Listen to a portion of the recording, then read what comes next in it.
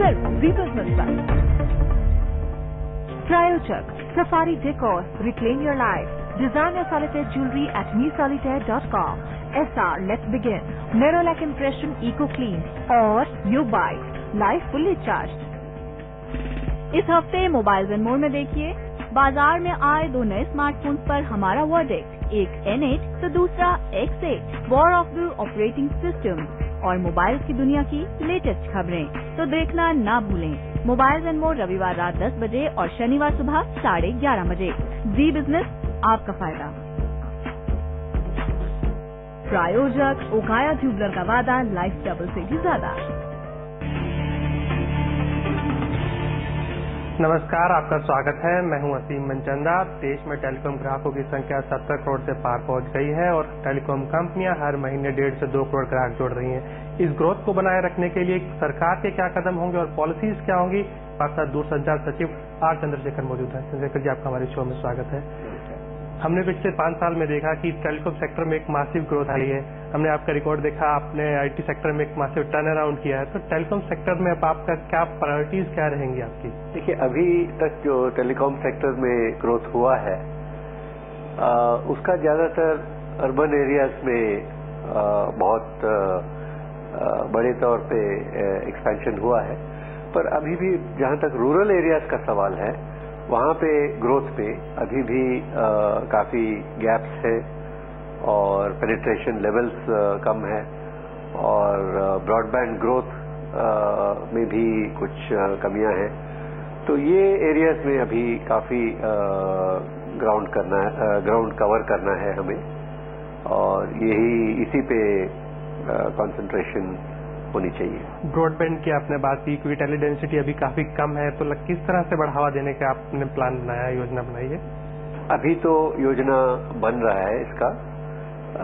Try ने भी एक कंसल्टेशन पेपर इश्यू किया है और जहां तक हमारी इंफॉर्मेशन है ट्राई से, इस महीने के आखिर तक उनका फाइनल रिकमेंडेशंस गवर्नमेंट को पहुंचाएंगे और इस बीच में हमने भी कुछ ग्राउंड वर्क शुरू किया है और नवंबर तक हमारे प्लान्स जो है वो फाइनलाइज होंगे ब्रॉडबैंड रोल आउट करने के लिए। लेकिन टेलीकॉम सेक्टर की बात करें तो काफी सारे सिक्योरिटी कंसर्न्स जो हैं वो रेज हो गए हैं, इधर लेकर के टेलीकॉम इक्विपमेंट इंपोर्ट को लेकर के या फिर सब्सक्राइबर वेरिफिकेशन को लेकर के, सिम्स कार्ड को लेकर के। कहीं ना कहीं आपको लगता है कि ये जो सारे इश्यूज हैं वो ग्रोथ पे असर डालेंगे? सिक्योरिटी, देखिए, जहां तक सिक्योरिटी का सवाल है इसमें दो चीजें हैं। एक तो सिक्योरिटी एजेंसीज के उनके जो कंसर्न्स हैं और उनके जो रिक्वायरमेंट्स है उसको हमें जरूर मीट करना ही चाहिए, क्योंकि सिक्योरिटी कंसर्न्स में कोई कॉम्प्रोमाइज नहीं हो सकता है।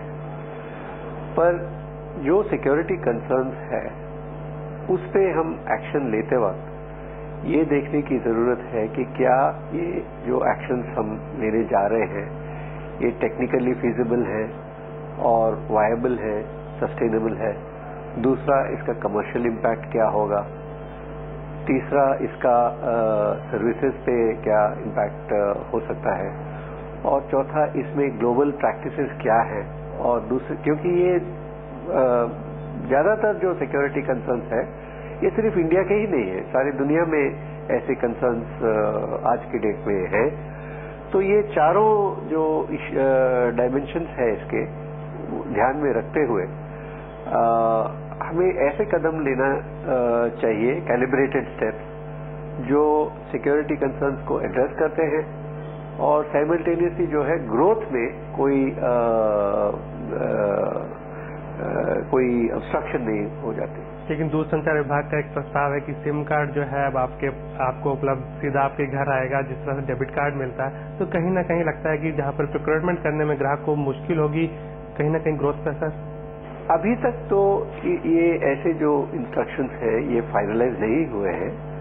कुछ ड्राफ्ट सर्कुलेट किया है जो अभी इस वक्त डिस्कशन में है और उस पे कई विचार गवर्नमेंट के पास हैं, इंडस्ट्री से, कंज्यूमर्स ग्रुप से और सिक्योरिटी एजेंसी से।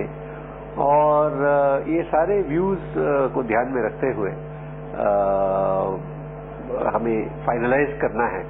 और जैसे मैंने कहा कि ये एक बैलेंस है सिक्योरिटी कंसर्न से और इंडस्ट्री ग्रोथ से, और दोनों के बीच बराबरी का बैलेंस होना चाहिए। दूसरी बात करें हम टेलीकॉम इक्विपमेंट इंपोर्ट की, तो वो भी मामला शायद काफी लंबे समय से उलझा हुआ है। तो किस तरह से आप उस पर प्रोग्रेस कर रहे हैं और कब तक लगता है कि आपको एक फाइन लाइन पॉलिसी बन जाएगी इक्विपमेंट इंपोर्ट की?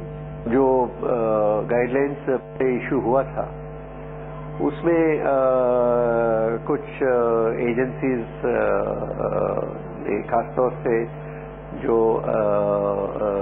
वेस्टर्न कंपनीज हैं उन्होंने कुछ कंसर्न्स सामने रखा है, जैसे कि जो सॉफ्टवेयर और सॉफ्टवेयर का डिपॉजिट करना, एस्क्रो अकाउंट में डालना। तो इसमें उनके कंसर्न था कि हर एक वेंडर जो इक्विपमेंट सप्लाई करते हैं, कुछ चीजें हैं जो कंपनी खुद उनका प्रोडक्ट होता है और कुछ बॉट आउट आइटम्स होते हैं जिसपे वो दूसरे थर्ड पार्टी से सोर्स करते हैं, और दूसरे थर्ड पार्टी से सोर्स करते ही नहीं है, पर उसका एक्चुअली कई केसेस में शायद सॉफ्टवेयर भी उनके पास होता ही नहीं है, और उसको डिपॉजिट करने में आईपी इश्यूज हैं और कमर्शियल इश्यूज हैं, कई सारे कंसर्न्स हैं। तो ऐसे इस गाइडलाइंस में जो ड्राफ्ट जो शामिल किया था उसमें व्यक्त किए हैं कि ये कंसर्न्स हैं, और ये सब स्टडी करने के लिए कुछ टाइम लग रहा था, और इसीलिए गवर्नमेंट ने 60 डेज का टाइम फ्रेम दिया था कि जब तक ये गाइडलाइंस रिव्यू नहीं होते हैं तो